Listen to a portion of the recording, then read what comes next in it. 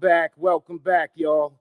Welcome back, MMA fans. Welcome back to Knuckle Game Podcast, where we don't just talk fights, we break them down. UFC 329 has delivered everything short of a main event that MMA fans was hoping for.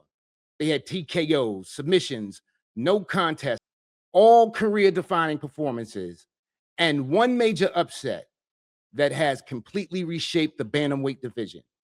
And the biggest, most anticipated fight of the night, Conor McGregor, Max Holloway. We'll get into the main event. Before we jump in, today's episode is proudly sponsored by Juggernaut Snacks Knuckle Sandwich. Snack like a champion, not a competitor. First drop August 28th, limited batch. Pre-order today at juggernautsnacks.com. Now let's get into it. Terrance, McKinney, and King Green. Let's start with fireworks. If you've watched Terrance McKinney throughout his career, you already know exactly what you're getting. Maximum violence, maximum aggression, and absolutely zero interest in letting the judges decide anything. Now, King Green, he knew exactly what was coming. Battered and bloody, after getting caught in McKinney's early storm, Green stayed composed. That's something young fighters don't always anticipate or appreciate. Veterans don't panic. Veterans let chaos come to them. Green has spent years inside the octagon with elite competition. When you share the cage with the very best in the world, the bright lights don't affect you anymore. Tonight, experience mattered. King Green weathered the danger and capitalized when the opportunity presented itself. The first round TKO wasn't just another victory. It reminded everyone why King continues to be one of the toughest out in the lightweight division. His defense, his timing, his patience. Those are things that only come from years of fighting world-class competition. As for Terrance McKinney, this changes absolutely nothing about how exciting he is. Every time McKinney fights, fans know something dramatic is probably going to happen. He still possesses some of the fastest hands in the division and frightening knockout power. The next step for him isn't becoming more dangerous. It's becoming more patient. Because when his explosiveness is paired with composure, that's when championship level fighters are born. Now let's slide over to Brandon Royval and Lanier Kavanagh. This fight didn't disappoint. It was fascinating because it represented two completely different stages of a fighter's career. Brandon Royval, battle-tested, experienced, a proven contender. Then you had Lanier Kavanagh, young, hungry, trying to announce himself on one of the biggest cards of the year. For 2 rounds, Kavanagh showed exactly why people inside MMA have been talking about him. His confidence never disappeared. He wasn't intimidated by Royval's pace. He wasn't intimidated by Royval's experience. He came to compete. But championship level veterans understand something prospects haven't fully learned yet. Sometimes surviving isn't enough. You have to capitalize on every mistake, and Royval did exactly that. When the opening presented itself in round 3, he wasted absolutely no time. Rear naked choke, fight over. Serious. Rear naked choke, fight over. He's out of here. That's what elite fighters do. One mistake, one opening, one finish. Royval reminds everyone he's still one of the very best flyweights on earth. Could another title opportunity be around the corner? Don't be surprised. Now let's slide over to Cory Sandhagen and Mariel Bautista. Wow. This was the biggest story of the night before the main event. Mariel Bautista just defeated Cory Sandhagen. Let that sink in. Mariel Bautista just defeated Cory Sandhagen. Let that sink in. Sandhagen has been one of the most technical, gifted strikers in mixed martial arts for years. Creative, fluid, constant movement, elite footwork. Yet tonight, Mario Bautista found a way. Winning a unanimous decision over elite competition isn't luck. It's discipline. It's preparation. It's executing a game plan for 15 straight minutes. And Bautista didn't chase highlights. He chased rounds. He stayed fundamentally sound. He remained composed. He made championship caliber decisions. The victory changes everything. Instead of asking whether Bautista belongs amongst the elite, we're now asking who's next. Does this performance move him into title contention? Or should he face another top 5 opponent? Those conversations begin tonight. Now, as for Cory Sandhagen, don't overreact. Every elite fighter eventually loses. The question isn't whether you'll lose. The question is, how will you respond afterward? If history tells us anything, Sandhagen will be back. Now let's slide over to Paddy Pimblett versus Benoît St. Denis. Well, nobody saw that coming. 52 seconds? That's all it took? 52 seconds. This was supposed to be one of the most competitive fights on the card. Instead, Paddy made one of the loudest statements of his career.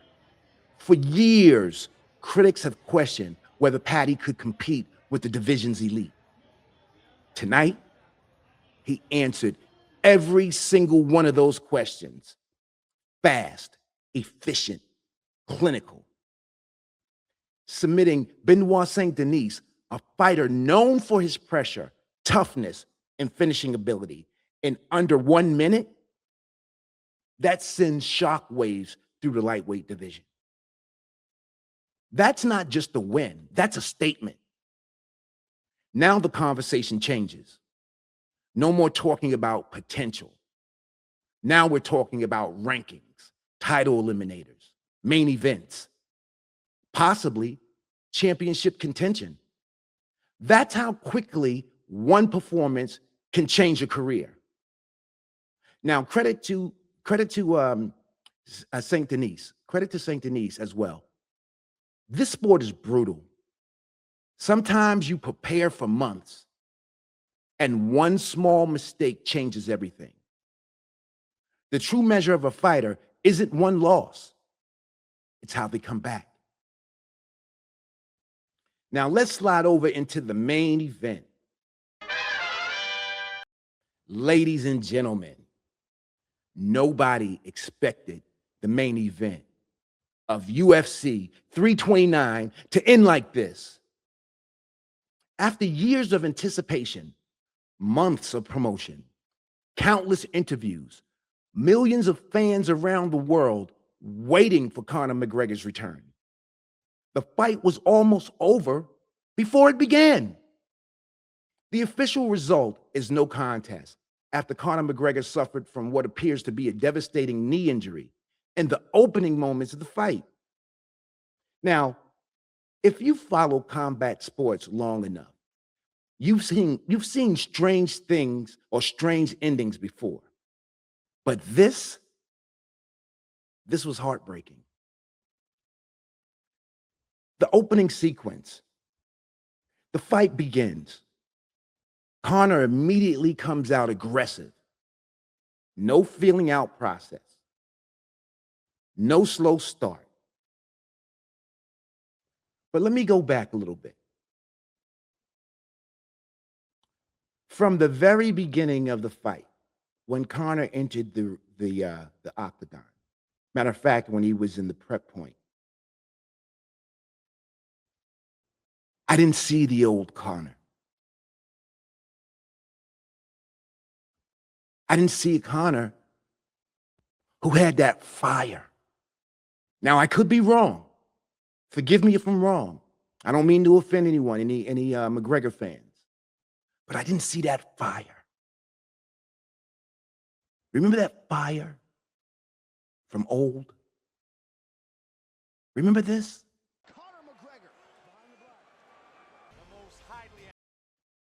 Now, look at how he showed up. Look at this. Does that look like the same guy? Does that look like the same guy with the same convictions?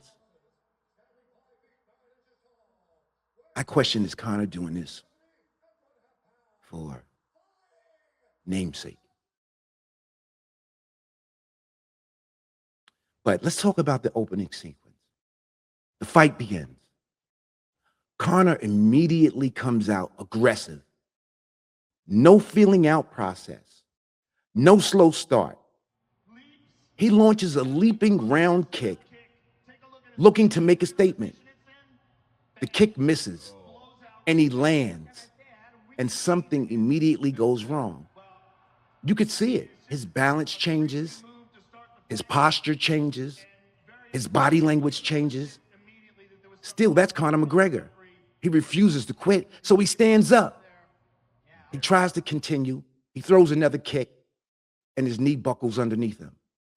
At that point, everyone watching knew something was seriously wrong.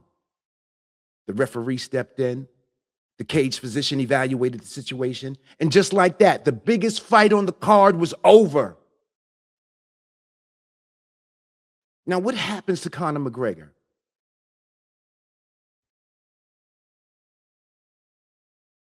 Now, what happened to Conor McGregor is a fighter's worst nightmare.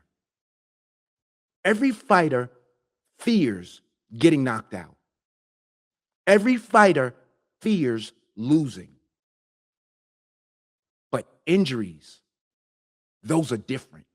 You can't prepare for you can prepare for an opponent, but you can't prepare for your own body failing you. If this is indeed an ACL injury, recovery could take many months. At this stage of Conor's career, that's a difficult road. He's no longer a young prospect with unlimited time. Every rehabilitation becomes more significant. Every setback becomes more costly. So, what does this mean for Conor McGregor? First and foremost, nobody wants to see a fight end this way. Whether you're a McGregor fan or one of his biggest critics, this isn't how anyone wanted this rivalry to play out. Conor has built one of the greatest careers the UFC has ever seen. Former featherweight champion, former lightweight champion, the first simultaneous two-division champion in UFC history. He changed fighter pay. He changed athlete branding. He helped bring MMA into the mainstream culture, without a doubt. Tonight doesn't erase any of that. But it does raise difficult questions. Can his body continue to compete at the highest level? Will he choose another rehabilitation? Or does this become the moment he decides his competitive career has reached its conclusion? These are conversations only Conor can answer. Now, let's talk about Max Holloway's perspective. This is equally difficult for Max Holloway. No true competitor wants to win or advance because of an injury. Holloway prepared for a war. He spent months training. He sacrificed with the expectation of sharing 25 minutes inside the octagon with one of the biggest stars in the UFC or in UFC history. Instead, the opportunity disappeared almost immediately. That's frustrating. Frustrating for everyone involved. Max handled the situation with professionalism, though. You got to give it to him. He's a class act. That's exactly what we've come to expect throughout his career. So what's next? If the medical evaluation confirms significant ligament damage, the UFC has a difficult decision. Do they attempt to rebook McGregor and Holloway? Do they allow Holloway to move on? Does Conor take another year away from competition? These questions will dominate MMA headlines over the coming weeks. Right now, nobody knows.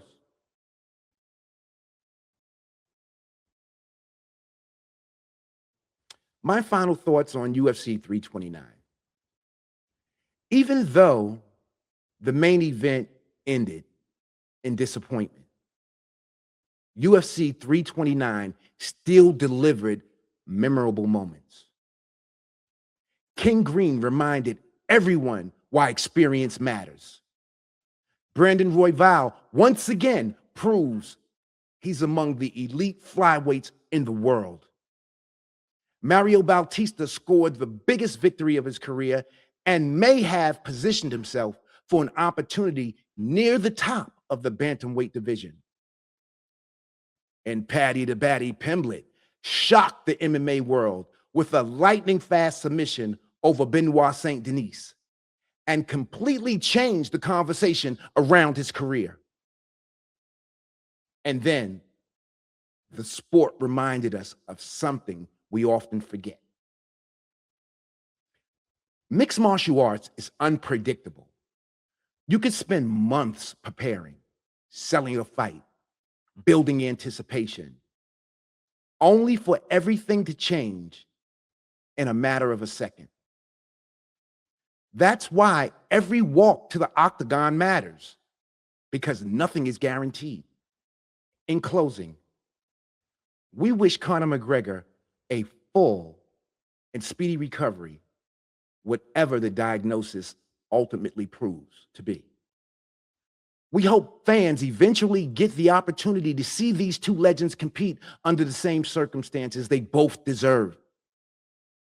Until then,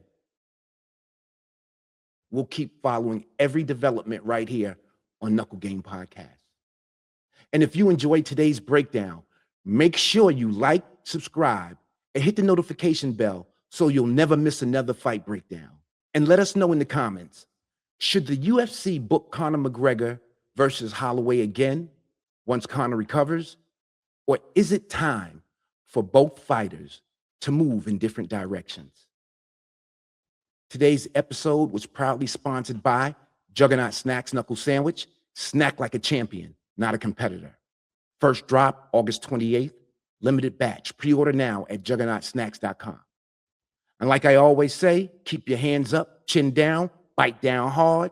And thanks for watching. I'm your host, El Banger, and this has been Knuckle Game Podcast, UFC 329, post-fight breakdown. We'll see you next time.